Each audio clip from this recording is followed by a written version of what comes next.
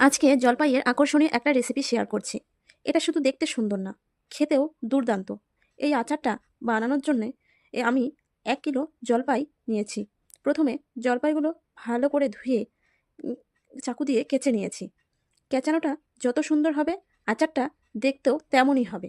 তারপর একটা কড়াই বসিয়ে পরিমাণ মতো তেল দিয়ে পাঁচফোড়ন ও তেজপাতা ফোড়ন দিয়ে কেচে রাখা জলপাইগুলো দিয়ে ভালো মতো নেড়েচেড়ে হলুদ গুঁড়ো, লবণ, লঙ্কা গুঁড়ো দিয়ে নেড়েচেড়ে সিদ্ধ হওয়ার জন্য পরিমাণ মতো পানি দিয়ে ঢেকে দেব। যতক্ষণ জলপাইগুলো সিদ্ধ হচ্ছে ততক্ষণ চলেন একটা স্পেশাল মশলা বানিয়ে ফেলি।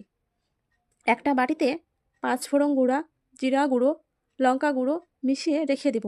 তারপর ঢাকনা খুলে জলপাইগুলো সিদ্ধ হয়ে আসলে গুড় দিয়ে কিছুক্ষণ ভালো মতো কষিয়ে নেব। কষানোর পর বানানো মশলাটা দিয়ে নামিয়ে নেব। ব্যাস, স্পেশালভাবে আচার বানানো কমপ্লিট।